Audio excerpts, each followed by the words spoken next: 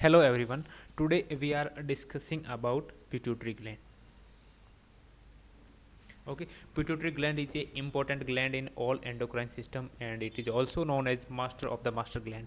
Pituitary gland को सभी glands की master gland भी कहा जाता है और एंडोक्राइन सिस्टम में सबसे इंपॉर्टेंट ग्लैंड अगर किसी की बात की जाए तो वो कौन सी ग्लैंड है, वो है पिट्यूटरी ग्लैंड। तो उसी को अपन डिस्कस करेंगे कम्प्लीटली पिट्यूटरी ग्लैंड की एनाटॉमी के बारे में और उससे कौन कौन से हार्मोन रिलीज होते हैं उनके बारे में और उन हार्मोन के अबनॉर्मलिटी से कौन कौन सी डिजीज़ होती है उस सबको डिस्कस करेंगे अपन इसी एपिसोड में। चलिए तो स्टार्ट करते हैं कि पिट्यूटरी ग्लैंड को मास्टर ग्लैंड भी बोला जाता है क्योंकि ये सभी ग्लैंड्स को कंट्रोल करती है। इससे रिलीज होने वाले हार्मोन्स अपनी एंडोक्राइन सिस्टम की जितनी अदर ग्लैंड्स है उसको कंट्रोल करते हैं। ओके, क्योंकि इसकी लोकेशन हाइपोफेशियल बोन के अंदर हाइपोफेशियल फोसा में होती है, इसलिए इसको हाइपोफेशियल सेरिब्राई भी कहा जाता है। इसको क्या कहा जाता है? हाइपोफेशियल सेरिब्राई भी कहा जाता है। इसका शेप की बात करें तो पी शेप की होती है, मटर के दाने के आकार की, जिसका वेट 0.5 ग्राम्स होता है। और इसके लोब्स की बात करें तो इसको 3 लोब में डिवाइड किया जाता है। ओके, इसका अटैचमेंट होता है हाइपोथैलेमस के साथ में। सुपेरियर बॉर्डर पे इसकी बात करें तो हाइपोथैलेमस होता है और इसके डिस्टल पार्ट में बात की जाए तो कौन सी ग्लैंड होती है? पिट्यूटरी ग्लैंड, जो कि अटैच होती है हाइपोथैलेमस के साथ में। हाइपोथैलेमस के साथ में इसका कम्युनिकेशन होता है। ओके, फिर अपन डेवलपमेंट की बात करेंगे कि जो पिट्यूटरी है उसके 2 लोब्स, अंटेरियर लोब रोथ के पाउच से डेवलपमेंट होता है। आपका इंट्रा यूटेराइन लाइफ में जब फेरेंजियल पाउच ग्रोथ होता है तो फेरेंजियल पाउच के अपवर्ड मूवमेंट से रोथ के पाउच का फॉर्मेशन होता है और उस रोथ के पाउच से अंटेरियर पिट्यूटरी बनती है। ओके, और जब हाइपोथैलेमिक न्यूक्लियाई बनता है, ओके, हाइपोथैलेमिक न्यूक्लियाई, तो उस हाइपोथैलेमिक न्यूक्लियाई के डाउनवर्ड ग्रोथ होने से पोस्टीरियर पिट्यूटरी का फॉर्मेशन होता है। ओके, पोस्टीरियर पिट्यूटरी का। तो चलिए स्टार्ट करते टाइम सबसे पहले अपन देखते हैं कि pituitary gland is also known as hypophysis cerebri. Pituitary gland को क्या बोला अपन ने? Is also known as hypophysis cerebri, या फिर इसको अपन ने क्या बोला? Master gland. It is also known as master gland. फिर बात करें कि इसका शेप, फिर बात की अपन ने शेप की तो पिट्यूटरी ग्लैंड का शेप कैसे होता है? एक मटर के दाने के आकार का पी शेप की होती है। ये किसके शेप की? पी शेप की। ओके, शेप के बाद में नेक्स्ट अपन ने बात की इसका वेट। पिट्यूटरी ग्लैंड का वेट की बात करें तो वेट होता है इसका 0.5 ग्राम, ओनली 0.5 ग्राम इसका वेट होता है। फिर इसको लोब में डिवाइड किया जाता है। इसको लोब में डिवाइड किया जाता है कि पिट्यूटरी ग्लैंड को कितने लोब में डिवाइड करते हैं? तो पिट्यूटरी ग्लैंड को 3 लोब्स के अंदर डिवाइड किया जाता है। वो कौन कौन से लोब है इसको अपन आगे पढ़ेंगे। ओके, देन इसका अटैचमेंट किससे होता है? अटैचमेंट, पिट्यूटरी ग्लैंड की अटैचमेंट की बात करें तो ये हाइपोथैलेमस से अटैच होती है।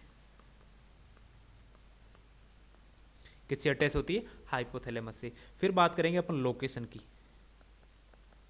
कि अपनी बॉडी में कहाँ पे होती है। अपनी बॉडी के अंदर बात करें तो हाइपोफेशियल फोसा या फिर सेला टर्सिका अपनी कौन सी? क्रेनियम कैविटी के अंदर। क्रेनियम कैविटी के अंदर आपकी जो नेजल बोन होती है, sphenoid bone. Okay, sphenoid bone के बैकवर्ड एरिया में आप बात करें तो एक स्पेस जनरेट होता है, जिस स्पेस को अपन क्या बोलते हैं? सेला टर्सिका। ये स्पेस है। ओके, ये स्पेनोइड बोन है। स्पेनोइड बोन है आपका जो हार्ड पैलेट है और सॉफ्ट पैलेट है, उसको कवर करने वाली बोन कौन सी है? स्पेनोइड। और इसके पोस्टीरियर पार्ट में एक स्पेस होता है, उस स्पेस को बोलते हैं अपन सेला टर्सिका या फिर हाइपोफेशियल फोसा। इस हाइपोफेशियल फोसा के अंदर ग्लैंड एक प्रेजेंट होती है, पी शेप की ग्लैंड। इस पी शेप की ग्लैंड को क्या बोला जाता है? Pituitary gland. इस पी शेप की ग्लैंड को क्या बोला जाता है? Pituitary gland. ओके, यहीं पे जो आईज है, आपकी आईज को सप्लाई करने वाली कौन सी नर्व होती है? Optic nerve. यहाँ पे ऑप्टिक नर्व का क्रॉस सेक्शन बनता है। Okay, right optic nerve left side में जाएगी और left optic nerve right side में जाएगी। तो ये जो क्रॉस सेक्शन है, ये क्रॉस सेक्शन है जिसको बोलते हैं अपन ऑप्टिक सियाज्मा। इसको क्या बोलते हैं? ऑप्टिक सियाज्मा। ये ऑप्टिक सियाज्मा ऑप्टिक नर्व का just above the pituitary gland, just above the pituitary gland इसका फॉर्मेशन होता है। तो ऑप्टिक सियाज्मा के नीचे सेला टर्सिका में या फिर हाइपोफिजियल फोसा के अंदर एक पी शेप की 0.5 ग्राम की एक ग्लैंड है जिसको नाम देते हैं अपन पिट्यूटरी ग्लैंड। ओके, तो लोकेशन कहाँ पे है इसकी? हाइपोफिजियल हाइपोफाइजियल हाइपोफाइजियल फोसा या फिर सेला turcica of sphenoid bone, sphenoid bone के सेला टर्सिका या फिर हाइपोफेजियल फोसा के अंदर लोकेशन है किसकी? पिट्यूटरी ग्लैंड की। Okay, next one. अब बात करें इसके डेवलपमेंट की।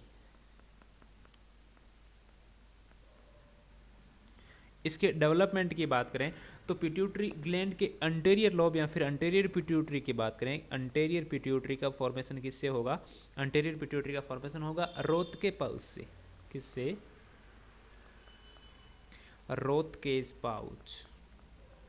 और ये जो रोथकेज पाउच है इसका फॉर्मेशन किससे होता है? Upward growth of the pharyngeal tube. जब इंट्रा यूटेराइन लाइफ में फेरेंजियल ट्यूब का फॉर्मेशन होता है तो फेरेंजियल ट्यूब का अपवर्ड मूवमेंट होने से रोथ के पाउच का फॉर्मेशन होता है। उस रोथ के पाउच से क्या बनता है?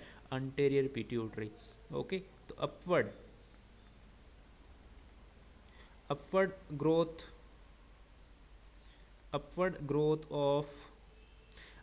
ग्रोथ ऑफ फेरेंजियल ट्यूब, उससे क्या बनेगा? रोथ के पाउच। एंड पोस्टीरियर पिट्यूटरी की बात करें, पोस्टीरियर पिट्यूटरी या फिर पोस्टीरियर लॉब की बात करें तो पोस्टीरियर लॉब का फॉर्मेशन होता है किससे? हाइपोथैलेमिक न्यूक्लियाई से। हाइपोथैलेमिक न्यूक्लियाई से। ये हाइपोथैलेमिक न्यूक्लियाई किससे बनेगा? डाउनवर्ड ग्रोथ होगी किसकी? हाइपोथैलेमस की। तो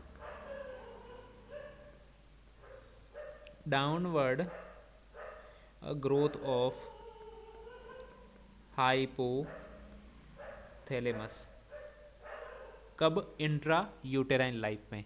ओके, डाउनवर्ड ग्रोथ कब होगी? इंट्रा यूटेराइन लाइफ में।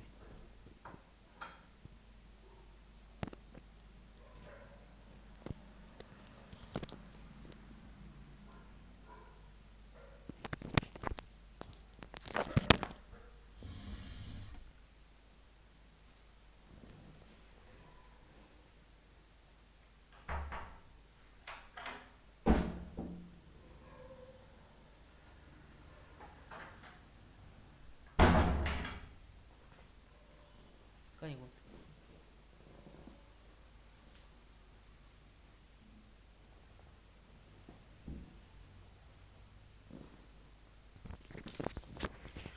ओके, तो downward growth intra uterine life में हाइपोथैलेमिक न्यूक्लियाई हुई तो उससे क्या बनेगा? आपका पोस्टीरियर पिट्यूटरी। उससे क्या बन गया? Posterior pituitary. ओके, चलिए अब अगर स्ट्रक्चर की बात करें कि आपकी पिट्यूटरी ग्लैंड की स्ट्रक्चर किस टाइप की होती है, एनाटॉमी अगर उसकी देखें तो यहाँ पे सुपेरियर पार्ट में ब्रेन के अंदर क्या प्रेजेंट है? यहाँ पे सुपेरियर पार्ट के अंदर क्या प्रेजेंट है? हाइपोथैलेमस। ये क्या प्रेजेंट है? हाइपोथैलेमस। ओके, इस हाइपोथैलेमस से अटैच्ड कौन सा पार्ट है आपका?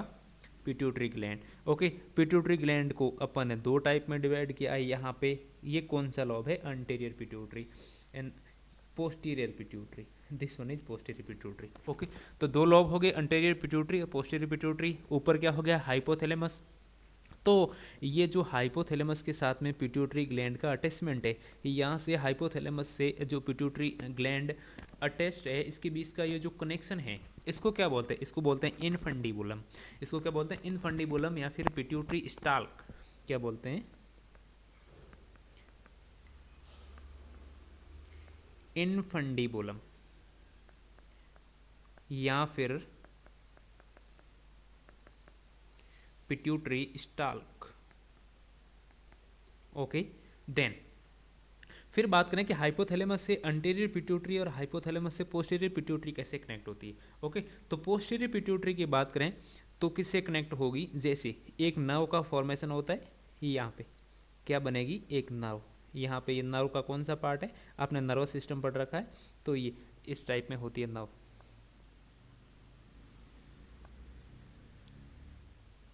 ओके, ये आपकी क्या होती है, सेल बॉडी।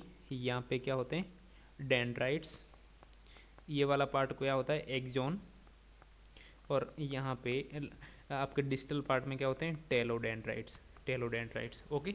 तो इस टाइप में एक नाव का बंच जुड़ा हुआ होता है। कहाँ पे, ऊपर वाला पार्ट बॉडी। बॉडी तो कहाँ पे होगी, हाइपोथैलेमस में। और एक्सोनल बॉडी होते हुए यहाँ पे ये कनेक्ट होगी। ओके, तो यहाँ पे बहुत सारी नर्व्स। बॉडी पार्ट कहाँ रह जाएगा, हाइपोथैलेमस के अंदर। एक्सोन पार्ट से होते हुए टेलोडेंड्राइट से अटैच होगा क्या, पोस्टीरियर पिट्यूटरी वाला पार्ट। तो हाइपोथैलेमस से पोस्टीरियर पिट्यूटरी किससे कनेक्ट है, एक्सोनल बंडल से। किसको बोलेंगे अपन, एक्सोनल बंडल। ओके, तो हाइपोथैलेमस से पोस्टीरियर पिट्यूटरी कनेक्ट होती है किससे, एक्सोनल बंडल से। एक्सोनल बंडल से। और ये जो डिस्टल पार्ट है, ये यहाँ पे एक नव का बंच, एक नव नहीं होती, बहुत सारी नव होती है। ये नव का बंच है, और नव के बंच का जो डिस्टल पार्ट होता है, इस डिस्टल पार्ट को अब बोलते हैं हेरिंग बॉडी। इस डिस्टल पार्ट को क्या बोला जाएगा, हेरिंग बॉडी। Herring body.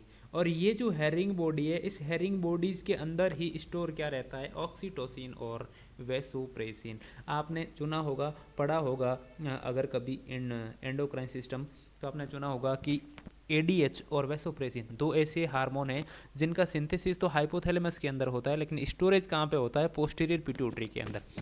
तो यही वो पार्ट है जहाँ पे क्या होते हैं, आपके ऑक्सीटोसिन और वैसोप्रेसिन स्टोर होते हैं। ओके, कहाँ पे, हेरिंग बॉडी के अंदर। ये हेरिंग बॉडी क्या करती है, store oxytocin and vasopressin. Vasopressin it means ADH. Okay, तो ये वाला पार्ट कौन सा हो गया, पोस्टीरियर पिट्यूटरी का। देन यहाँ पे ये जो अंटीरियर पिट्यूटरी और पोस्टीरियर पिट्यूटरी कनेक्ट है, कनेक्ट वाले लोब, कनेक्शन वाले लोब को अपन ने क्या बोला, पारस इंटरमीडिएट। तो ये थर्ड लोब हो गया। ये स्टार्टिंग में अपन ने पढ़ा था कि पिट्यूटरी ग्लैंड को 3 लोब में डिवाइड करते हैं, एक अंटीरियर, एक पोस्टीरियर, और ये जो मीडियल लोब है जिसने दोनों लोब्स को कनेक्ट करके रखा है, इसको बोला अपन ने पारस इंटरमीडिएट। पारस इंटरमीडिएट।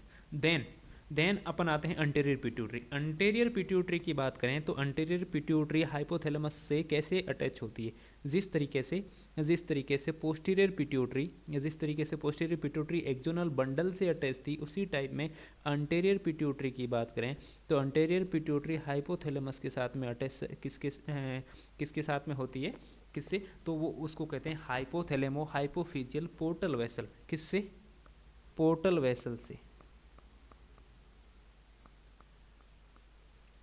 किससे कनेक्ट होती है, पोर्टल वेसल से। इस पोर्टल वेसल को बोला जाता है हाइपोथैलेमो, क्योंकि हाइपोथैलेमस से, तो हाइपोथैलेमो हाइपोफाइजियल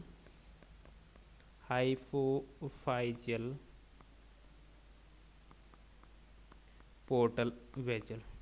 इसको क्या बोलेंगे, हाइपोथैलेमो हाइपोफाजियल पोर्टल वेसल। तो पोर्टल वेसल से कनेक्ट होता है आपका अंटेरियर पिट्यूटरी और हाइपोथैलेमस, और एक्सोनल बंडल से कनेक्ट होता है पोस्टीरियर पिट्यूटरी और हाइपोथैलेमस। ओके, अब अंटेरियर पिट्यूटरी में यहाँ पे जो वॉल है अंटेरियर पिट्यूटरी की, यहाँ पे बहुत सारी सेल्स होती है, एक टाइप्स की बहुत सारी सेल्स होती है, एक लेयर टाइप में बनाती है। यहाँ पे एक लेयर बनाएगी, बहुत सारी सेल्स होगी जो यहाँ पे एक लेयर बनाएगी। उन सेल्स को अपन क्या बोलेंगे, उन सेल्स को बोलेंगे क्रोमोफोब सेल्स।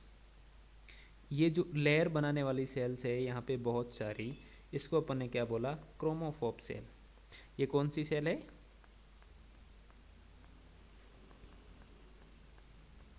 Chromophobe cell. इस क्रोमोफोब सेल्स का काम है जस्ट स्ट्रक्चर सपोर्ट प्रोवाइड करना, इस शेप में बना के रखना पिट्यूटरी ग्लैंड को। पिट्यूटरी ग्लैंड को स्ट्रक्चर प्रोवाइड करना किसका काम है, क्रोमोफोब सेल का। जस्ट प्रोवाइड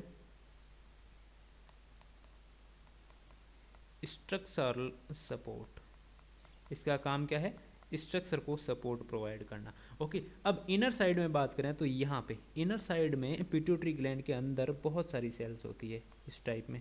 इनर साइड में पिट्यूटरी, अंटेरियर पिट्यूटरी के अंदर।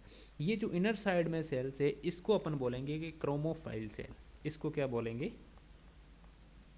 क्रोमोफाइल, क्रोमोफाइल सेल। ये जो क्रोमोफाइल सेल होती है इनका क्या काम होता है? हार्मोन को रिलीज करना, रिलीज हार्मोन। ओके, तो अंटेरियर पिट्यूटरी से जितने भी हार्मोन रिलीज होते हैं उस हार्मोन को रिलीज करने का काम किसका है? क्रोमोफिल सेल का। जबकि क्रोमोफोब सेल का क्या काम है? ओनली स्ट्रक्चर सपोर्ट प्रोवाइड करना, ओनली स्ट्रक्चर सपोर्ट प्रोवाइड करना।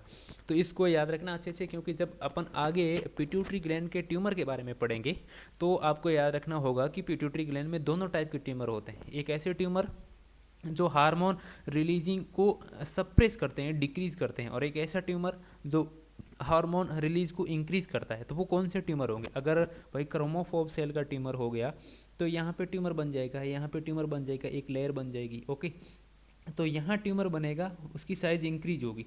वो साइज़ इंक्रीज होगी तो यहाँ पे जो क्रोमोफिल सेल है उसकी साइज़ को सप्रेस कर देगा। और जब क्रोमोफिल सेल की साइज़ सप्रेस होगी तो क्रोमोफिल सेल से रिलीज होने वाले हार्मोन्स का लेवल भी डिक्रीज हो जाएगा।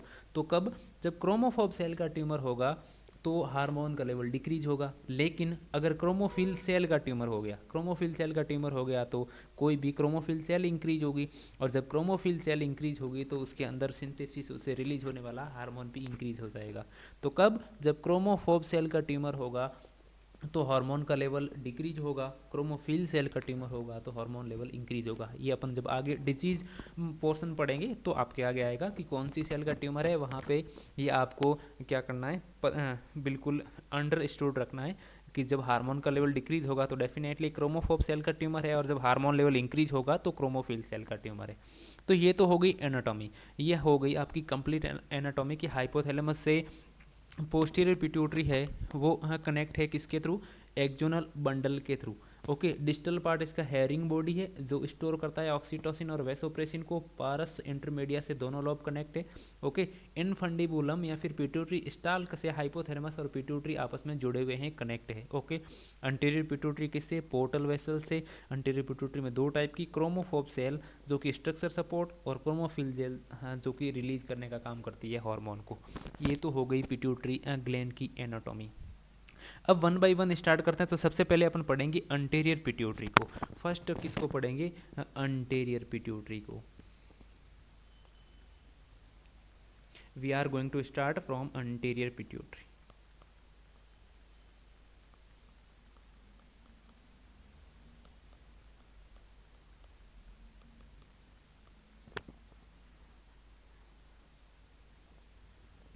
Okay, we are going to start from anterior pituitary.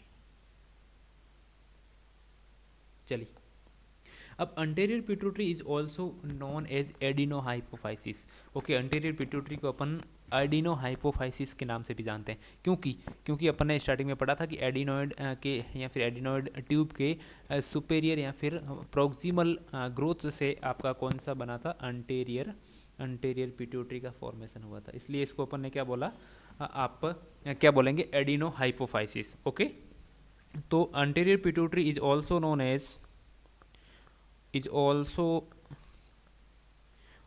As adenohypophysis. क्या बोलेंगे? एडिनोहाइपोफाइसिस।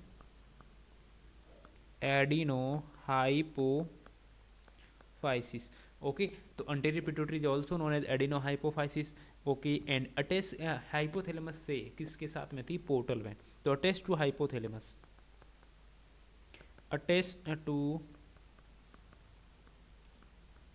Attach to hypothalamus by portal vein. किसके थ्रू? पोर्टल वेन के थ्रू। ओके, फिर बात करेंगे कि अंटेरियर पिट्यूटरी में कितने टाइप्स की सेल्स थी? दो टाइप की सेल। ओके, सेल्स इन अंटेरियर पिट्यूटरी। अंटेरियर पिट्यूटरी में कितने टाइप की सेल्स थी? दो टाइप्स की। ओके, कौन कौन सी दो? एक थी क्रोमोफोब सेल और एक थी chromophil cell. One is chromophobe cell, chromophobe cells. Okay, total का कितना परसेंटेज? 50% इज chromophobe cells and 50% part is chromophil cell. 50% part is chromophil cells. Okay अब क्रोमोफोब सेल का काम था ओनली स्ट्रक्चर सपोर्ट प्रोवाइड करना, यानी कि ये किसी भी हार्मोन को सीक्रेट करने का काम नहीं करती है, इसलिए अपन इसको बोल सकते हैं कि नॉन सीक्रेटिंग। ये कौन सी सेल है? नॉन सीक्रेटिंग, किसी भी हार्मोन को सीक्रेट नहीं करती है, ना ही सिंथेसिस करती है। फिर आएंगे अपन क्रोमोफिल सेल के अंदर। क्रोमोफिल सेल्स ऐसी सेल्स थी जिसका काम है किसी हार्मोन को सिंथेसिस करना, सीक्रेट करना, किसी हार्मोन को सिंथेसिस करना और सीक्रेट करना। अब क्रोमोफिल सेल को अपन फर्दर डिवाइड करेंगे। ओके क्रोमोफिल सेल को अपन क्या करेंगे? फर्दर डिवाइड करेंगे। क्रोमोफिल सेल में दो टाइप्स की सेल फर्दर डिवाइड करते हैं, टू टाइप्स। एक होगी एसिडोफिल्स, एक तो होगी एसिडोफिल्स सेल्स। टोटल 50% को 100% मान के चलें तो ये टोटल क्रोमोफिल सेल का 70% पार्ट्स होता है कौन सा? Acidophil cells. And next one is basophils, next one is basophil cells. और ये basophil cells total chromophil cell का कितना परसेंटेज है? 20 to 30%। टोटल का कितना? 20 to 30%। Then we are going to divide further type, further sub type. अब further sub type acidophils को अगर अपन फर्दर सब टाइप में डिवाइड करें, एसिडोफिल्स को अगर फर्दर सब टाइप में अपन डिवाइड करेंगे तो आएगी आपके सामने दो टाइप्स की सेल। एक आएगी सोमेटोट्रॉफ्स, एक आएगी लैक्टोट्रॉफ्स। एक तो आएगी कौन सी? सोमेटोट्रॉफ, एक आएगी लैक्टोट्रॉफ, एक आएगी लैक्टोट्रॉफ्स। अब इस सोमेटोट्रॉफ सेल का क्या काम है? अंटेरियर पिट्यूटरी के अंदर, क्रोमोफिल सेल के अंदर, एसिडोफिल टाइप सेल्स के अंदर सोमेटोट्रॉफ सेल का काम क्या है? ग्रोथ हार्मोन को सिंथेसिस करना, ग्रोथ हार्मोन को सिंथेसिस करना, सीक्रेट करना। किसका काम है? सोमेटोट्रॉफ सेल का। और सबसे ज़्यादा अगर कोई हार्मोन सीक्रेट होता है अंटेरियर पिट्यूटरी से तो वो कौन सा है? Growth hormone. तो मोस्ट एबंडेंट, मोस्ट एबंडेंट कौन सा? Growth hormone. Lactotroph, lactotroph cell से कौन सा हार्मोन सीक्रेट होगा? तो उसका काम है प्रोलैक्टिन हार्मोन को सिंथेसिस करना, सीक्रेट करना, प्रोलैक्टिन सिंथेसिस। ओके देन अपन ने क्या पढ़ा? क्रोमोफिल सेल्स के अंदर दो टाइप्स की cell, acidophil cells and basophil cells. Acidophil cell को फर्दर डिवाइड किया दो टाइप्स के अंदर, सोमेटोट्रॉफ एंड लैक्टोट्रॉफ। सोमेटोट्रॉफ सेल्स का काम है ग्रोथ हार्मोन को सिंथेसिस करना, लैक्टोट्रॉफ्स का काम है प्रोलैक्टिन हार्मोन को सिंथेसिस करना। देन इसी तरह से बेजोफिल्स को भी अपन फर्दर डिवाइड करेंगे।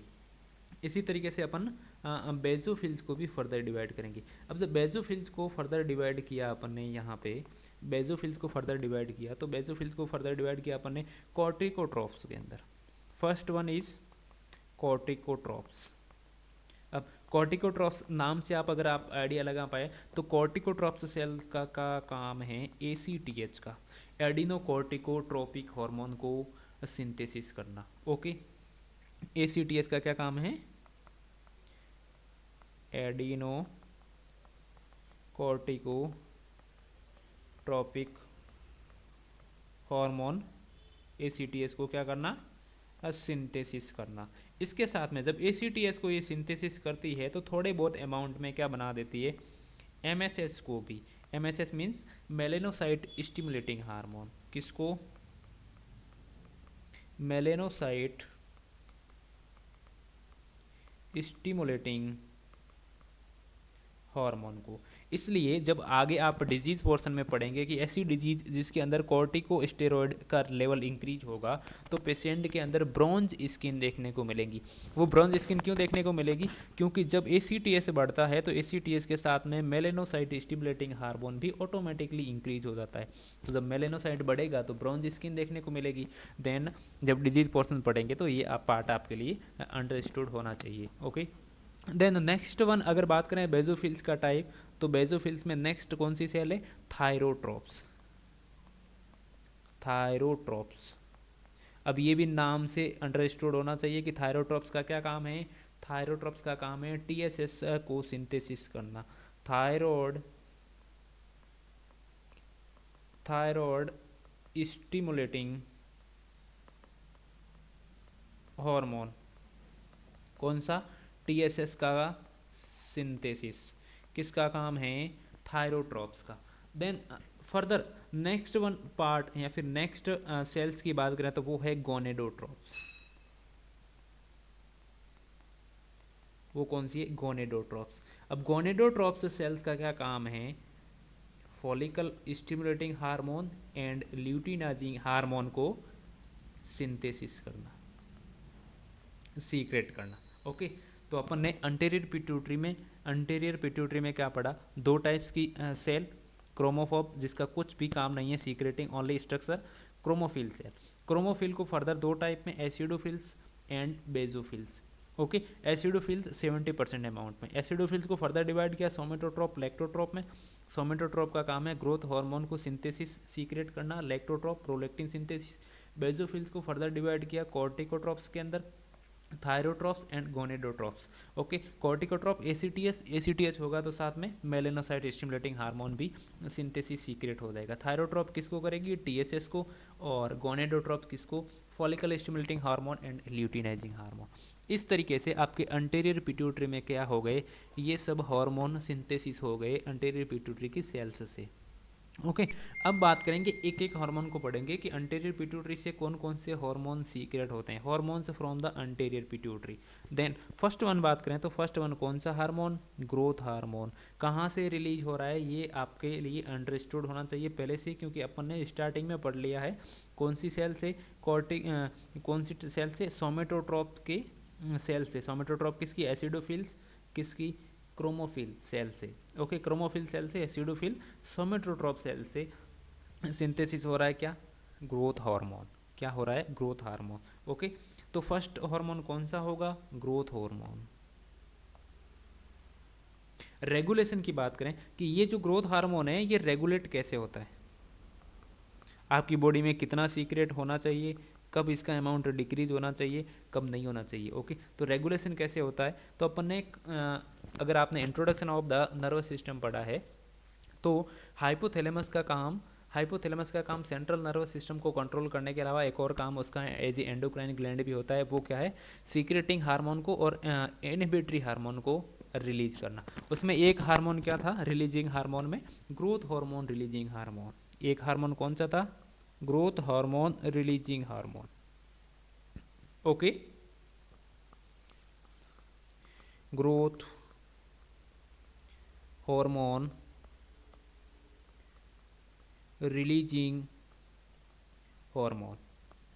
जबकि एक और हार्मोन कौन सा था इनहिबिटरी में? Growth hormone releasing inhibitory hormone.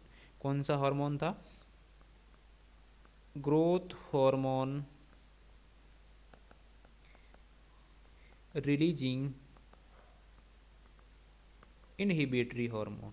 कौन सा?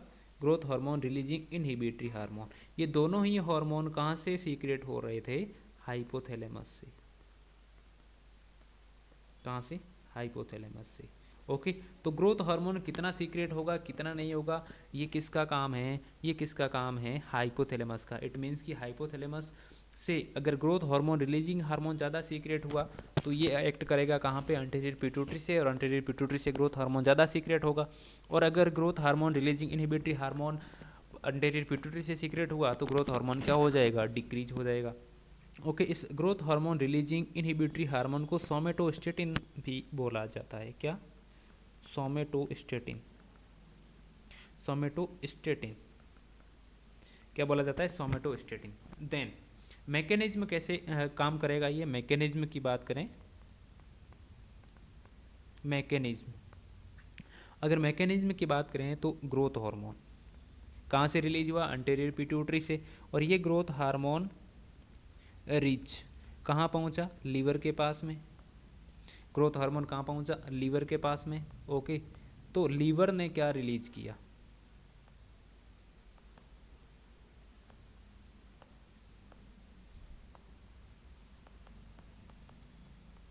लीवर ने क्या रिलीज किया यहाँ पे? सोमेटोमीडियन।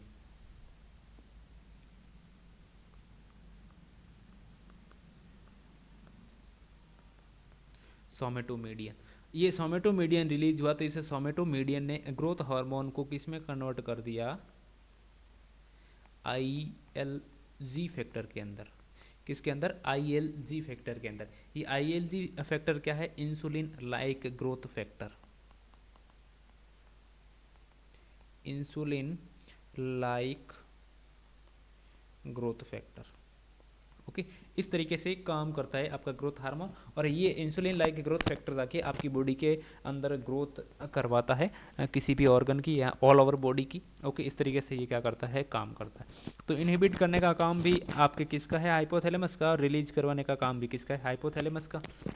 देन पढ़ते हैं फंक्शन, कि ये जो ग्रोथ हार्मोन है ये आपकी बॉडी में क्या क्या काम करता है। Function of the growth hormone.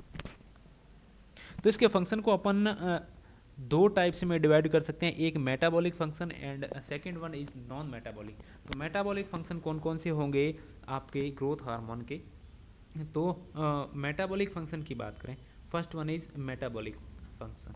तो मेटाबॉलिक फंक्शन की बात करें तो मेटाबॉलिक फंक्शन होगा कार्बोहाइड्रेट को मेटाबॉलिज्म करना, प्रोटीन को मेटाबॉलिज्म करना, फैट को मेटाबॉलिज्म करना। ओके, तो ये तो हो गए इसके मेटाबॉलिज्म फंक्शन। मेटाबॉलिज्म फंक्शन में first one is carbohydrate metabolism, carbohydrate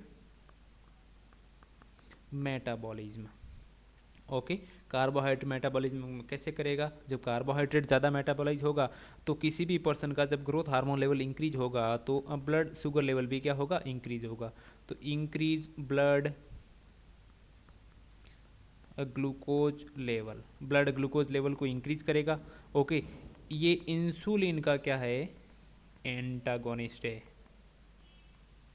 antagonist it means कि इंसुलिन का काम होता है ब्लड ग्लूकोज लेवल को डिक्रीज करना, जबकि ये क्या उसके अपोजिट फंक्शन कर रहा है, ब्लड ग्लूकोज लेवल को इंक्रीज कर रहा है। तो ये इंसुलिन का क्या है, एंटागोनिस्ट है। कौन सा हार्मोन, ग्रोथ हार्मोन।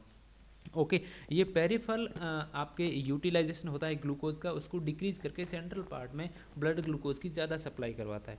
तो इसको क्या बोलेंगे, decrease peripheral utilization of glucose. It is a function of growth hormone. Decrease peripheral utilization of glucose.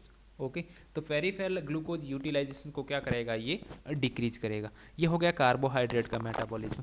Next one is protein metabolism. अगला मेटाबॉलिक फंक्शन क्या है इसका, प्रोटीन मेटाबॉलिज्म।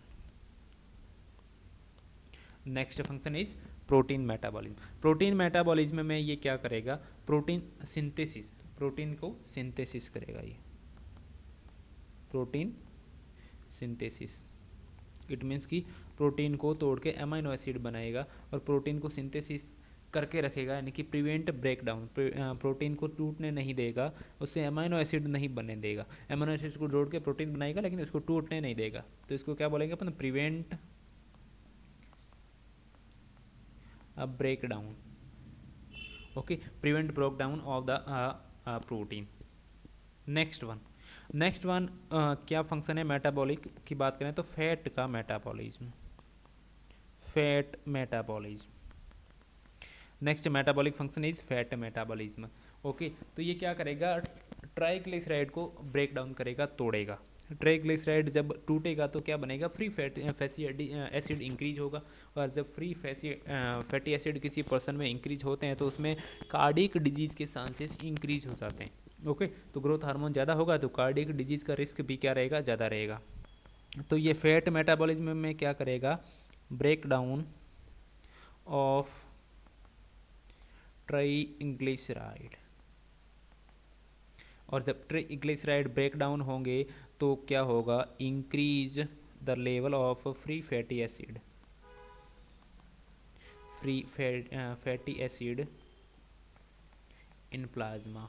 और ये अंडरस्टूड होना चाहिए कि जब फ्री फैटी एसिड बढ़ेंगे तो कार्डियोवास्कुलर डिजीज़ के, हार्ट अटैक के चांसेस ज़्यादा हो जाते हैं। ठीक है, तो ये तो हो गए metabolic function. Next one is non metabolic function. Okay, तो नॉन मेटाबॉलिक फंक्शन की बात करें,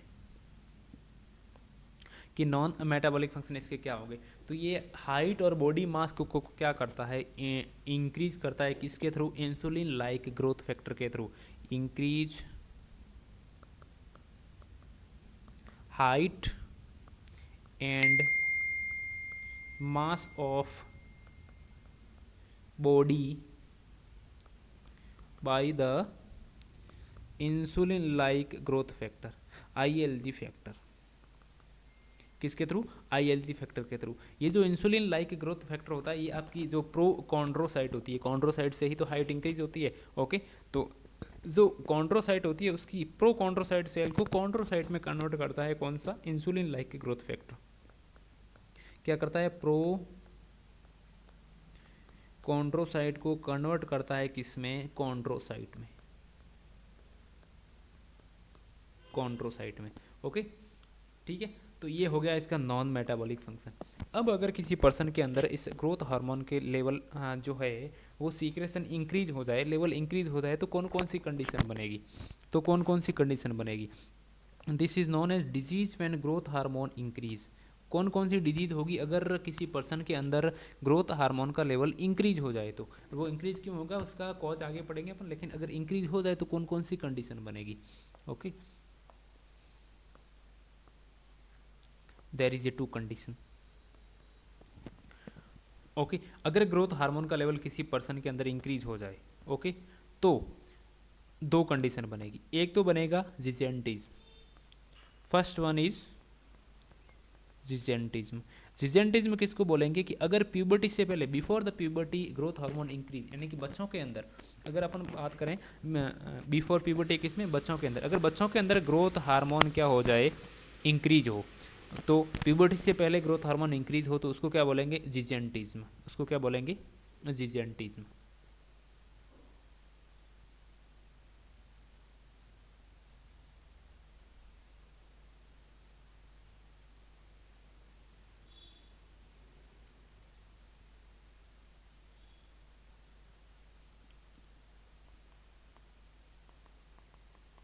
एक्सेस ग्रोथ हार्मोन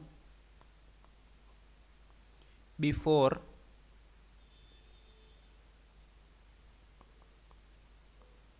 प्यूबर्टी क्या होगा, जिजेंटिज्म। और नेक्स्ट कंडीशन कौन सी बनेगी, acromegaly. Acromegaly means excess growth hormone after puberty, यानी कि एडल्ट के अंदर। इसको लिख सकते हैं अपन, children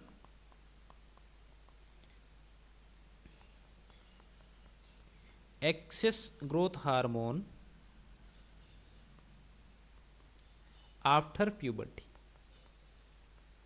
excess growth hormone after puberty, it means in adults, in adults.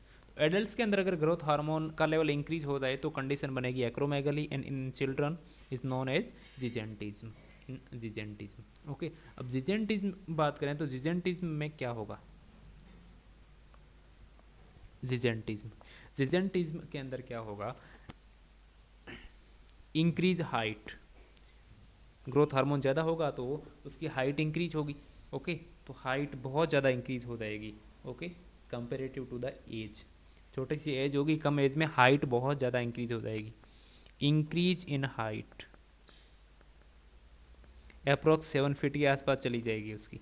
Okay, फिर होगी उस बच्चे के अंदर बिफोर द प्यूबर्टी साफ वॉइस, पतली आवाज़ होनी चाहिए, लेकिन उसके अंदर डीप वॉइस होगी, डीप वॉइस।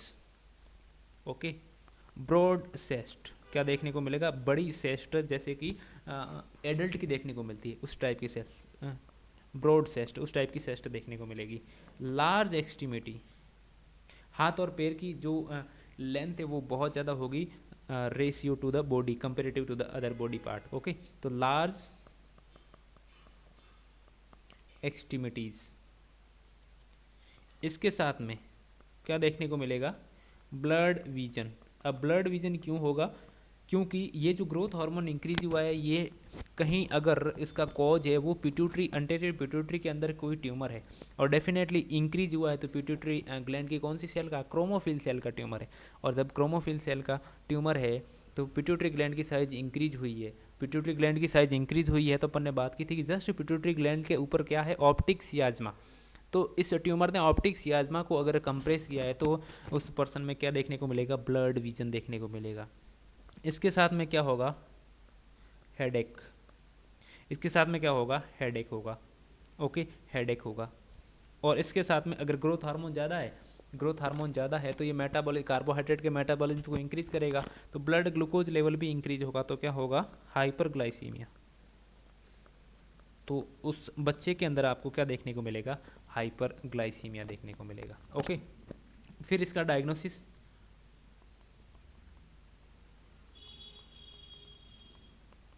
डायग्नोसिस की बात करें तो अगर आप एमआरआई ब्रेन करवाओगे तो ट्यूमर है एंटीरियर पिट्यूटरी में, डायग्नोस हो जाएगा एमआरआई ब्रेन। ओके, और इसके लिए मेडिसिन, मेडिसिन की बात करें कि कौन सी मेडिसिन एडवाइस की जाती है, तो टैबलेट आती है ऑक्टेरियोटाइड। ऑक्टेरियोटाइड, या ऑक्टेरियोटाइड टैबलेट क्या करती है, ग्रोथ हार्मोन को डिक्रीज करती है, ग्रोथ हार्मोन को डिक्रीज करती है। ओके, अब इसमें बात करें कि अगर किसी बच्चे के अंदर कौन सी डिजीज़ है, यहाँ पे जिजेंटिज्म में, और उसकी डेथ हो जाती है, तो डेथ का कॉज क्या होता है, कॉज ऑफ डेथ,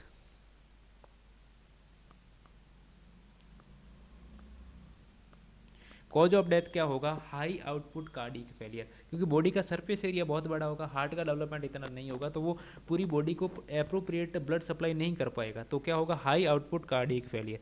तो death due to high output cardiac failure. Okay, तो जिजेंटिज्म के बच्चों में डेथ होगी तो वो क्यों होगी, death due to high cardiac output. चलिए नेक्स्ट, अगर कंडीशन कौन सी थी, एक्रोमेगली। एक्रोमेगली इट मीन्स कि ग्रोथ हार्मोन का लेवल अगर एडल्ट में इंक्रीज हो जाए आफ्टर द प्यूबर्टी, तो उसको क्या बोला अपन ने, acromegaly. This is known as acromegaly. Okay, acromegaly, acromegaly means excess growth hormone after puberty. Puberty के बाद में ग्रोथ हार्मोन इंक्रीज होता है, इट मीन्स कि ग्रोथ हार्मोन कहाँ पे है, एडल्ट के अंदर ज़्यादा है, एडल्ट के अंदर ज़्यादा है। ओके, अब इसका कॉज क्या होगा, क्यों ये किसी पर्सन के अंदर ग्रोथ हार्मोन, एडल्ट के अंदर ग्रोथ हार्मोन ज़्यादा होगा, तो somatotroph adenoma is most common cause. Somatotroph cell से, सोमेटोट्रोफ सेल से किसका सिंथेसिस हो रहा था, ग्रोथ हार्मोन का।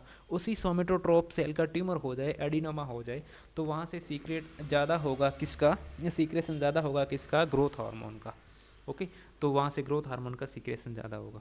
तो मोस्ट कॉमन कॉज क्या होगा आपका,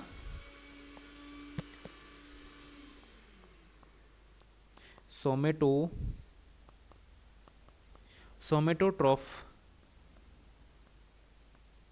adenoma is most common cause. Okay, acromegaly, acromegaly में आपको क्या देखने को मिलेगा, प्रोमिनेंट है फोरहेड, ये जो फोरहेड है इसकी साइज आगे से प्रोमिनेंट देखने को मिलेगी, उभरा हुआ, आगे से हेडेक होगा, इनलार्ज नोज, नाक बड़ा होगा, इनलार्ज लिप और टंग, एंड प्रोमिनेंट सिन एंड जो एंड सिन का जो है एरिया है यहाँ से ये प्रोमिनेंट दिखेगा अदर माउथ के, ठीक है, आगे बाहर निकला हुआ। देन बात करें सोमेटोट्रोफ एडिनोमा है तो ये मोस्ट कॉमन कॉज है। अगर मेमोसोमेटोट्रोफ एडिनोमा, इट मीन्स की कहाँ पे, लैक्टोट्रोप और सोमेटोट्रोप दोनों का मिक्स का ट्यूमर है,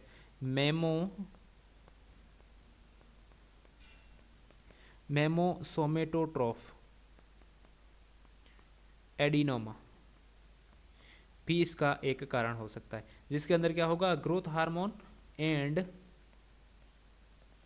प्रोलैक्टिन दोनों का लेवल इंक्रीज हो जाएगा, क्योंकि यहाँ पे लैक्टोट्रोफ का ट्यूमर भी है और सोमेटोट्रोफ का भी है। ओके, लीडिंग कॉज अगर एक्स्ट्रा पिट्यूटरी सोर्सेज की बात करें तो पेंक्रियाटिक एडिनोमा, पेंक्रियाज ग्लैंड के अंदर ऐसा ट्यूमर जो लाइक ग्रोथ हार्मोन फंक्शन करे, यानी कि पेंक्रियाज के अंदर एक ऐसा ट्यूमर जो लाइक सोमेटोट्रोफ सेल की तरह काम करे, यानी कि वो भी ग्रोथ हार्मोन को सीक्रेट करे, तो उसको बोलते हैं अपन extra pituitary source of growth hormone.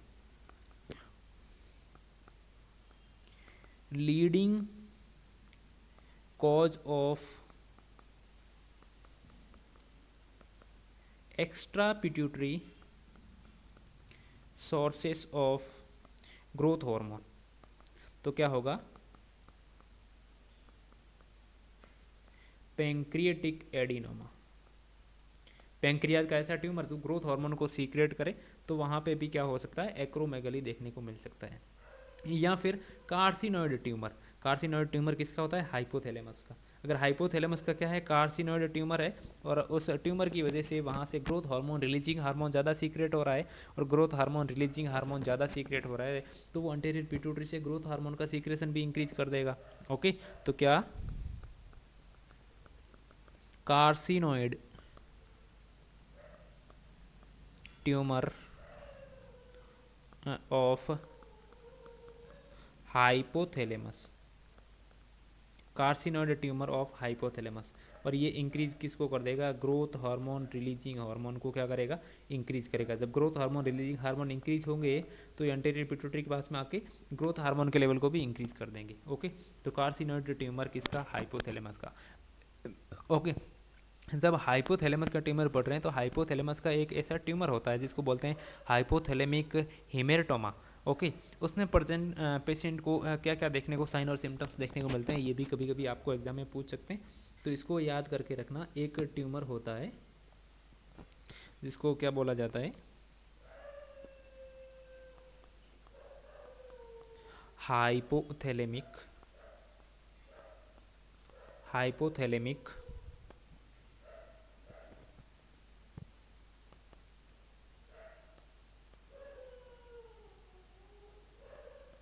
हेमेरटोमा।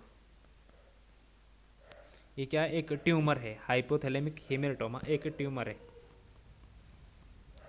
इसमें पेशेंट प्रेजेंट विथ, इसमें पेशेंट में क्या क्या देखने को मिलता है, एक देखने को मिलता है गैलेस्टिक सीजर। इसलिए इंपॉर्टेंट है ये, क्योंकि आपको एग्जाम में कभी भी पूछ सकते हैं कि गैलेस्टिक सीजर कौन से ट्यूमर में देखने को मिलता है, या फिर गैलेस्टिक सीजर में क्या देखने को मिलता है।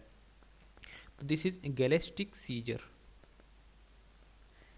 गैलेस्टिक सीजर कहाँ पे देखने को मिलेगा, हाइपोथैलेमिक हेमेटोमा में। गैलेस्टिक सीजर में क्या होगा, patient have uncontrol laughing, patient laughing पे कंट्रोल नहीं कर पाएगा, बहुत ज़्यादा हंसेगा।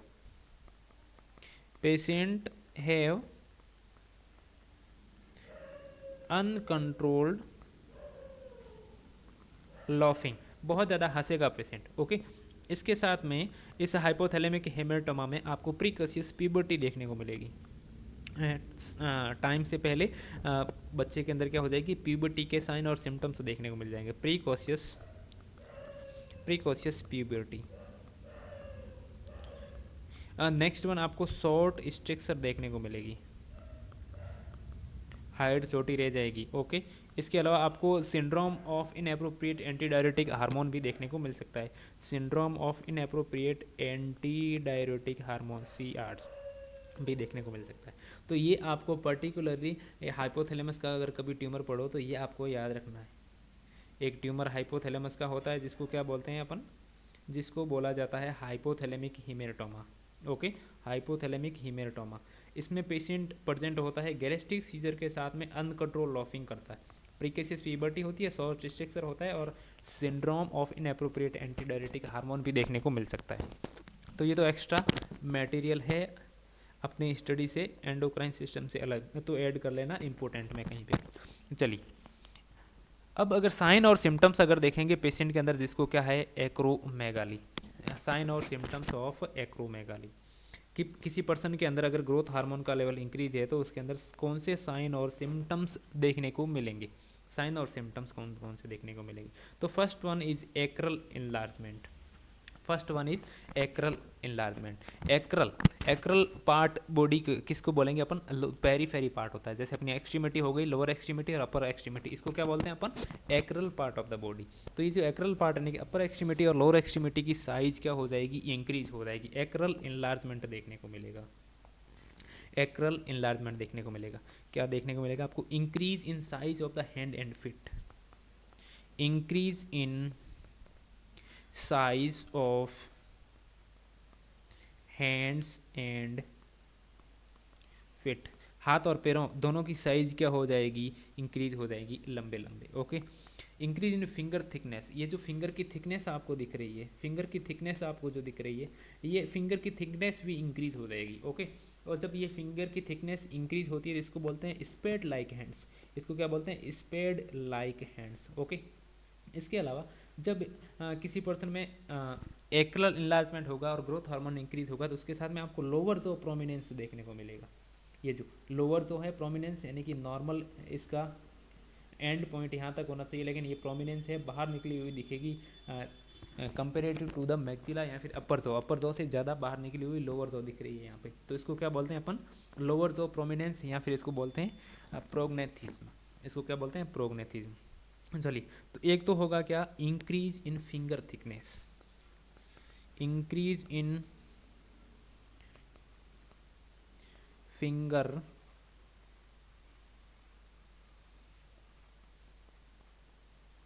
फिंगर थिकनेस इंक्रीज होगी तो उसको क्या बोलेंगे अपन स्पेड लाइक हैंड,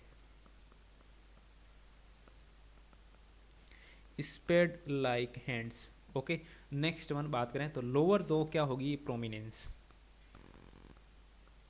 लोअर जो ये स्पेड लाइक हैंड्स है, ये क्या है स्पेड लाइक हैंड्स।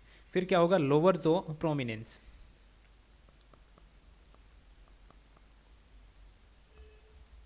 लोअर जो प्रोमिनेंस देखने को मिलेगा और उसको आप क्या बोलेंगे प्रोग्नेथिज्म। उसको क्या बोलेंगे आप प्रोग्नेथिज्म। इट मीन्स लोअर जो प्रोमिनेंस, ये क्या है प्रोग्नेथिज्म। ओके, तो ये साइन और एज ए साइन और सिम्टम्स आपको कहाँ पे देखने को मिलेंगे, कहाँ पे देखने को मिलेंगे एक्रोमेगाली के अंदर। नेक्स्ट बात करें तो आपको देखने को मिलेगा फ्रंटल बोचिंग। नेक्स्ट क्या देखने को मिलेगा फ्रंटल बोचिंग। फ्रंटल बोचिंग मीन्स आपके ये जो फ्रंटल एरिया है ये बाहर में प्रोट्रूजन हो जाएगा, आपको उभरा हुआ देखने को मिलेगा यहाँ पे फ्रंटल पार्ट, इसको क्या बोलेंगे frontal बोचिंग। Okay, heel pad thickness क्या हो जाएगी मोर देन 25 सेंटीमीटर, हिल पैड थिकनेस क्या हो जाएगी इंक्रीज हो जाएगी। हिल पैड थिकनेस किसको बोलेंगे अपन, जब अपन लोअर एक्सट्रीमिटी में हिल पार्ट का एक्सरे करवाएंगे तो ये जो हिल बोन है, ये हिल बोन और इसका जो मास है, इस मास की साइज़ कितनी होनी चाहिए less than 25 millimetre, less than 25 होनी चाहिए। लेकिन अगर किसी पर्सन के अंदर ग्रोथ हार्मोन इंक्रीज है, उसके अंदर कौन सी डिजीज़ है एक्रोमेगली है, तो ये जो हिल पैड की जो थिकनेस है वो क्या हो जाएगी मोर देन 25 हो जाएगी। ओके, तो ये हिल पैड थिकनेस इंक्रीज भी आपको कहाँ पे देखने को मिलती है एक्रोमेगाली के अंदर। लेकिन एक और कंडीशन, कुछ और कंडीशंस होती है जिसके अंदर आपको हिल पैड थिकनेस इंक्रीज देखने को मिल सकती है, तो वो कौन कौन सी कंडीशन होती है ये भी आपको याद रखना है। ऑल्सो सीन इन आपको अगर निमोनिक से याद रखना हो तो याद रख सकते हैं MAP मैप कॉप। और कौन कौन सी कंडीशन में आपको दिखती है मैप कॉप के अंदर, M फॉर मिक्सिडीमा, M फॉर मिक्सिडीमा के अंदर, A फॉर कहाँ पे जो अपन पढ़ रहे हैं एक्रोमेगाली, कहाँ पे एक्रोमेगाली के अंदर। नेक्स्ट वन P फॉर अगर पेशेंट लॉन्ग टाइम तक क्या ले रहा है फेनिटोइन ले रहा है तो फेनिटोइन थेरेपी पे है तो। ओके, C फॉर कैलस का फॉर्मेशन हो जाए तो भी हिल पैड थिकनेस इंक्रीज हो सकती है। O फॉर ओबेसिटी, नॉर्मल अगर ओबेसिटी है किसी पर्सन के अंदर तो भी हिल पैड थिकनेस ज़्यादा हो सकती है, जरूरी नहीं है कि उसके अंदर क्या हो एक्रोमेगाली हो ओबेसिटी के अंदर, या फिर पर्सन के अंदर क्या हो पेरीफेरल एडिमा हो तो भी हिल पैड थिकनेस इंक्रीज हो सकती है पेरीफेरल एडिमा। तो ये वो कंडीशन है जिसके अंदर आपको हिल पैड थिकनेस इंक्रीज देखने को मिलेगी, पर्टिकुलरली ये किसके अंदर देखने को मिलती है एक्रोमेगाली के अंदर। तो जब पेशेंट का एक्सरे करवाएंगे आप तो एक्सरे के अंदर ये हिल पैड थिकनेस दिख जाएगी, बाकी सब आउटसाइड में आपको विजिबल है जब पेशेंट का फिजिकल एग्जामिनेशन करेंगे तो। ओके, इसके अलावा आगे बढ़ें तो कोर्स फेजेज या फिर डीप हेलो वॉइस, किसी पर्सन का अगर आप फिजिकल असेसमेंट करेंगे तो कोर्स फेजेज यानी कि absence of the fine and sharp appearance of the brow nose and lip, brow या फिर लिप है, नोज है, माउथ है, इसका अपीयरेंस इस टाइप में होगा कि जब पेशेंट बोलेगा कुछ स्पीक करेगा तो उसकी डीप हेलो टाइप वॉइस आएगी। ओके, तो वो क्या होगा कोर्स फेजेज वाली कंडीशन। ओके, कोर्स फेजेज को अपन क्या बोलेंगे एब्सेंस ऑफ फाइन, आगे से जो फाइन फेस का अपीयरेंस है वो नहीं होगा, fine and sharp appearance of brow, nose, lip and mouth. इन सब का अपीयरेंस क्या होगा, फाइन और साफ नहीं होगा। तो पेशेंट जब बोलेगा तो उसकी डीप और हॉलो क्या आएगी, वॉइस देखने को मिलेगी।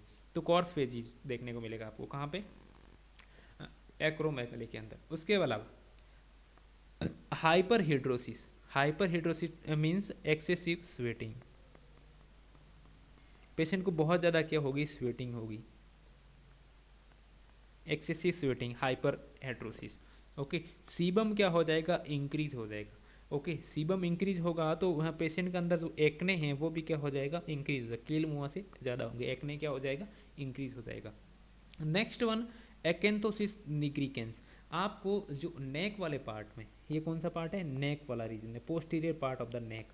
ओके, इस नेक वाले रीजन के अंदर ये जो ब्लैकिश लाइनिंग है, ब्लैकिश स्किन फोल्ड है, वो देखने को मिलेगी। एक्एंथोसिस नेग्रिकेंस जिसको अपन बोलेंगे, इसको क्या बोलेंगे अपन, एक्एंथोसिस नेग्रिकेंस। क्या होगा, dark and velvety patches on body folds. जहाँ पे स्किन के फोल्ड होंगे वहाँ पे, जरूरी नहीं कि नेक पे, अदर बॉडी पार्ट पे भी हो सकते हैं, लेकिन मोस्टली नेक वाले पार्ट पे देखने को मिलते हैं डार्क और वेलवेटी पैचेस देखने को मिलेंगे। किसके कारण, जब ग्रोथ हार्मोन इंक्रीज होगा, ओके, उसको बोलेंगे एक्रोमेगाली, उसके कारण। इसके अलावा आपको एक और याद रखना है, ये जो एक्एंथोसिस नेग्रिकेंस है ये आपको अदर कुछ और कंडीशन है जिसके अंदर देखने को मिल सकता है। ओके, तो ये जो एक्एंथोसिस नेग्रिकेंस कैन बी सीन इन, यानी कि अदर कौन सी कंडीशन है जिसके अंदर ये देखने को मिल सकता है, कैन बी सीन इन, अगर पेशेंट को डायबिटीज़ मेलाइटस है तो भी एक्एंथोसिस नेग्रिकेंस हो सकता है। ओके, अगर PCOD, polycystic ovarian disease, PCOD है तो, या फिर कैंसर किसका, पेंक्रियाज का, सीए पेंक्रियाज है तो भी एक्एंथोसिस निग्रिकेंस देखने को मिल सकता है, या फिर सीए स्टमक का कैंसर है तो, या फिर अदर कंडीशन अभी अपन ने पढ़ी थी कौन सी, एक्रोमेगाली। तो ये वो कंडीशन है जिसके अंदर एक्एंथोसिस नेग्रिकेंस देखने को मिलता है, एक्एंथोसिस नेग्रिकेंस देखने को मिलता है आपको। इसके अलावा नेक्स्ट साइन और सिम्टम्स आप देखेंगे तो gorilla face, wrinkle on the face, gorilla जैसा फेस देखने को मिलेगा। फेस पे बहुत ज़्यादा क्या देखने को मिलेंगे आपको, रिंकल्स देखने को मिलेंगी। ओके, इसके अलावा ब्लड विजन होगा, क्यों, क्योंकि पिट्यूटरी ग्लैंड का अगर ट्यूमर है तो पिट्यूटरी ग्लैंड का ट्यूमर किसको कंप्रेस करेगा, ऑप्टिक सियाजमा को, और ऑप्टिक सियाजमा जो कंप्रेस होगा तो ब्लड विजन होगा, हेडेक होगा, और हाइपरग्लाइसीमिया क्यों होगा, क्योंकि मेटाबॉलिज्म इंक्रीज होगा। जब ग्रोथ हार्मोन ज़्यादा है तो मेटाबॉलिज्म इंक्रीज होगा। तो मेटाबॉलिज्म इंक्रीज क्यों हो रहा है, क्योंकि ये एंटागोनिस्ट है इंसुलिन के, इसलिए आपके हाइपरग्लाइसीमिया देखने को मिलेगा। लिप होंगे वो थिक होंगे। Increase peripheral resistance, hypertension, peripheral resistance increase होंगे। ओके, पेरिफेरल रेजिस्टेंस इंक्रीज होंगे, क्यों, क्योंकि फ्री फैटी एसिड इंक्रीज हो रहा है, और फ्री फैटी एसिड इंक्रीज होंगे तो फैट डिपॉजिट हो रही है आपके पेरिफेरल ब्लड वेसल्स में, और वहाँ से रेजिस्टेंस इंक्रीज होंगे तो पेशेंट को हाइपरटेंशन होगा, तो पेशेंट को क्या होगा, हाइपरटेंशन होगा। इसके अलावा ऑब्स्ट्रक्टिव स्लीप अपनिया हो सकता है। ओके, पेशेंट जब स्लीप करेगा तो उसके ऑब्स्ट्रक्शन हो सकता है एयरवे में, क्यों, ग्रोथ ऑफ द टंग की साइज बड़ी होने के कारण ऑब्स्ट्रक्टिव स्लीप अपनिया भी देखने को मिल सकता है। ये सब साइन और सिम्टम्स आपको कहाँ दिखेंगे, जिस पेशेंट के अंदर एक्रोमेगाली है, इंक्रीज लेवल है ग्रोथ हार्मोन का। इस कंडीशन को डायग्नोस कैसे करना है आपको, इस कंडीशन को डायग्नोस करने के लिए first one is MRI headache, MRI head. अगर एमआरआई हेड करवाएंगे आप तो वहाँ पे अगर आप ट्यूमर है पिट्यूटरी ग्लैंड के अंदर तो आइडेंटिफाई हो जाएगा। ओके, इसके बाद में आप करवाएंगे insulin like growth factor, IGF first, insulin like growth factor. Okay, insulin like growth factor करवाएंगे। देन सीरम प्रोलैक्टिन लेवल, क्योंकि अगर मेमोसोमेटोट्रॉफ का ट्यूमर है तो प्रोलैक्टिन का लेवल भी इंक्रीज हो जाएगा, तो serum prolactin level. Okay, heel pad thickness को असेस करने के लिए क्या करवाएंगे आप, x-ray for heel pad thickness, heel pad thickness को असेस करने के लिए आप क्या करवाओगे, लोअर एक्सट्रीमिटी का एक्सरे करवाओगे। अब इसका ट्रीटमेंट करना है आपको। ट्रीटमेंट की बात करें, ट्रीटमेंट अगर आपको करना है तो first one is transsphenoidal surgery. Transsphenoidal it means कि आप स्पेनोइड बाउंड के ऊपर जाएंगे। कहाँ से? नेजल कैविटी से। नेजल कैविटी से होते हुए ट्रांस स्पेनोइडल रूट से जाएंगे और पिट्यूटरी ग्लैंड के अंदर अगर ट्यूमर है तो उस ट्यूमर को क्या कर देंगे, रिसेक्ट कर देंगे, रिसेक्शन कर देंगे, रिमूव कर देंगे। ओके, तो ट्रीटमेंट में क्या आएगा, ट्रांस स्पेनोइडल सर्जरी। ओके, उस सर्जरी से पहले क्या किया जाता है, उस सर्जरी से पहले कुछ टाइम तक पेशेंट को ऑक्टेरियोटाइड जो क्या करती है, ग्रोथ हार्मोन को डिक्रीज करती है, ऑक्टेरियोटाइड ट्रीटमेंट चलाया जाता है कुछ दिन तक ताकि जो ट्यूमर है वो श्रिंक हो जाए। तो प्रियर टू द सर्जरी,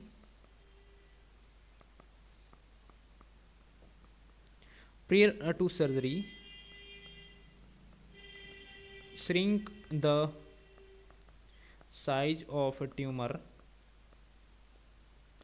कौन सी टैबलेट चलाई जाएगी, ऑक्टेरियोटाइड। ओके, चलिए, तो ये तो ट्रीटमेंट किसका हो गया, ट्रांस स्पेनोइडल सर्जरी से क्या कर देंगे, ट्यूमर को रिमूव कर देंगे, resection of pituitary tumour, pituitary tumour को क्या कर देंगे, रिसेक्ट कर देंगे आप। ये तो कंडीशन हो गई कि अगर ग्रोथ हार्मोन का लेवल इंक्रीज हुआ है तो कौन कौन सी डिजीज होती है।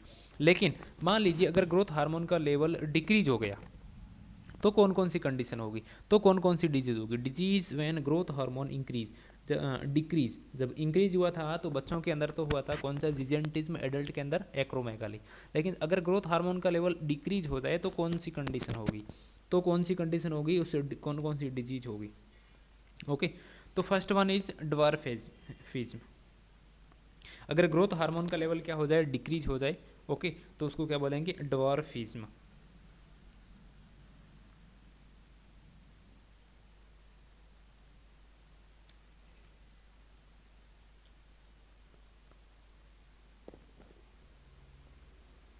Decrease growth hormone before puberty, it means कि चिल्ड्रन के अंदर जिस तरीके से ग्रोथ हार्मोन का लेवल चिल्ड्रन के अंदर या फिर बिफोर द प्यूबर्टी इंक्रीज होने से जिजेंटिज्म हो रहा था, उसी तरीके से ग्रोथ हार्मोन का लेवल अगर बिफोर द प्यूबर्टी डिक्रीज हो जाए तो कौन सी कंडीशन होगी, ड्वार्फिज्म।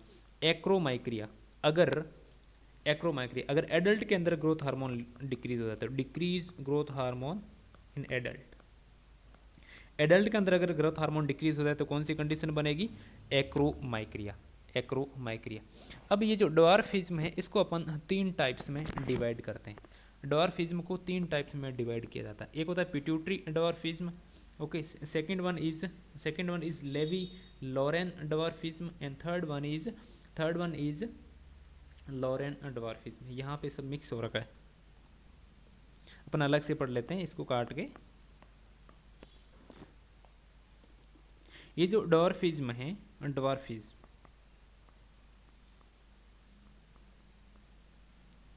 इस ड्वार्फिज्म को अपन ने डिवाइड किया 3 पार्ट के अंदर। First one is pituitary dwarfism, second one is Levi Lorain dwarfism and a third one is Loren dwarfism. Third one is Laron's dwarfism. Okay, this is the 3 types of the dwarfism. अब इन 3 types में से pituitary डॉर्फिज्म किसको बोलेंगे, अगर absolute lack of the growth hormone, यानी कि growth hormone बिल्कुल ही secret नहीं हो रहा है पिट्यूटरी ग्लैंड से, तो उसको क्या बोलेंगे, pituitary dwarfism. This is known as pituitary dwarfism. Absolute lack of growth hormone, यानी कि ग्रोथ हार्मोन बिल्कुल ही रिलीज नहीं हो रहा है पिट्यूटरी ग्लैंड से, तो कौन सा डॉर्फिज्म हो गया, पिट्यूटरी डॉर्फिज्म। लेवी लोरेन डॉर्फिज्म की बात करें तो ग्रोथ हार्मोन नॉर्मल है, ग्रोथ हार्मोन तो नॉर्मल है, लेकिन insulin like growth factor first की क्या है, या फिर सोमेटोमीडियन जिसको अपन ने बोला था, सोमेटोमीडियन की डेफिशिएंसी है। तो सोमेटोमीडियन की डेफिशिएंसी है तो ये जो ग्रोथ हार्मोन होगा ये इंसुलिन लाइक ग्रोथ फैक्टर में कन्वर्ट नहीं होगा, तो पेशेंट के अंदर ग्रोथ नहीं होगी। तो कौन सी कंडीशन बन जाएगी, डॉर्फिज्म। तो लेवी लोरेन डॉर्फिज्म में क्या होगा, ग्रोथ हार्मोन तो नॉर्मल होगा, growth hormone is normal, but deficiency of या तो होगी insulin like growth factor first की, या फिर सोमेटोमीडियन की, या फिर किसकी डेफिशिएंसी होगी, सोमेटोमीडियन की। इनमें से किसी की डेफिशिएंसी हुई तो ग्रोथ रुक जाएगी, लेकिन यहाँ पे ग्रोथ हार्मोन तो नॉर्मल होगा। Then Levi Lorain. Third one is Laron dwarfism. Okay, इसमें आपके ग्रोथ हार्मोन का लेवल या तो इंक्रीज होगा, या फिर ड्यू टू द नेगेटिव या फिर positive feedback mechanism growth hormone increase होगा। लेकिन जहाँ पे ग्रोथ हार्मोन जाके, क्योंकि अपन ने कल बात की थी कि किसी भी हार्मोन को एक्ट करने के लिए किसी भी सेल के पास में उस हार्मोन के लिए क्या होने चाहिए, रिसेप्टर होने चाहिए, रिसेप्टर होने चाहिए।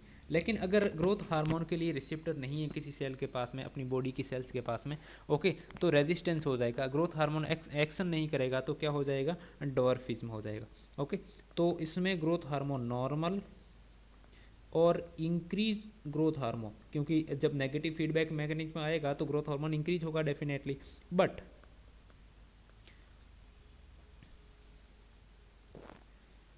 ग्रोथ हार्मोन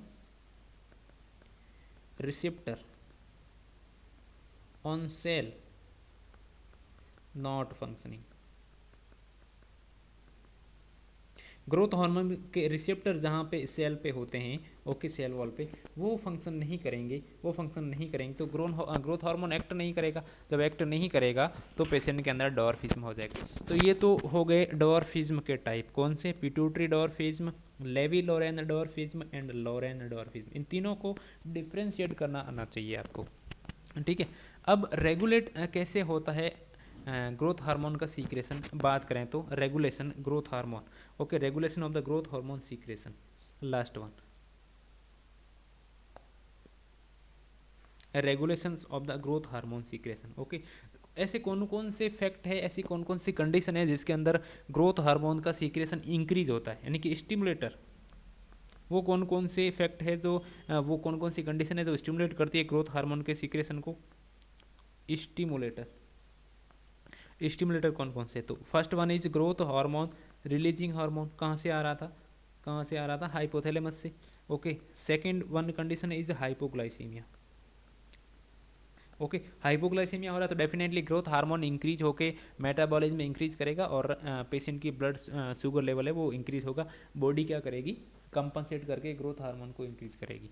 तो हाइपोग्लाइसीमिया में भी ग्रोथ हार्मोन इंक्रीज हो सकता है, या फिर पेशेंट अगर एक्सरसाइज करे, कोई पर्सन एक्सरसाइज करे और एक्सरसाइज से क्या होगा, मेटाबॉलिज्म इंक्रीज होगा तो ग्रोथ हार्मोन भी इंक्रीज होगा।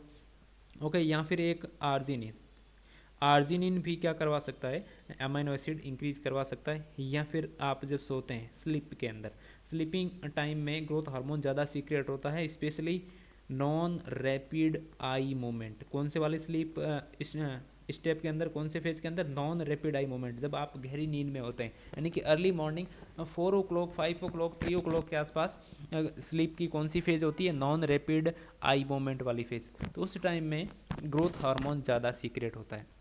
तो वो कौन कौन से इनहिबिटर है जो ग्रोथ हार्मोन को डिक्रीज करते हैं, ओके, सप्रेस करते हैं, इनहिबिटर। इनहिबिटर की बात करें तो growth hormone releasing inhibitory hormone, कहाँ से, हाइपोथैलेमस से। ओके, फ्री फैटी एसिड का लेवल इंक्रीज हो जाए तो ग्रोथ हार्मोन क्या हो जाते हैं, सप्रेस हो जाते हैं। और hyperglycaemia, next one is hyperglycaemia, next one is hyperglycaemia. तो ये कौन कौन सी कंडीशन हो गई, ये कौन कौन सी कंडीशन हो गई जिसके अंदर ग्रोथ हार्मोन सप्रेस होता है, और ऐसी कंडीशन जिसके अंदर ग्रोथ हार्मोन का लेवल इंक्रीज होता है। चलिए, तो अपन ने आज की क्लास में क्या पढ़ा, पिट्यूटरी ग्लैंड की एनाटॉमीज एंड पिट्यूटरी ग्लैंड से रिलीज होने वाले फर्स्ट हार्मोन कौन सा था, ग्रोथ हार्मोन के बारे में। ग्रोथ हार्मोन इंक्रीज होता है तो कौन सी डिजीज होती है, ग्रोथ हार्मोन अगर डिक्रीज होता है तो कौन कौन सी डिजीज होती है, उसका ट्रीटमेंट क्या है, और रेगुलेशन कैसे होता है ग्रोथ हार्मोन के सीक्रेशंस का, उसको पढ़ा। चलिए, तो नेक्स्ट क्लास में नेक्स्ट हार्मोन देखेंगे जो पिट्यूटरी ग्लैंड से रिलीज होता है, उसको पढ़ेंगे और पिट्यूटरी ग्लैंड को ही कंटिन्यू करेंगे। ओके।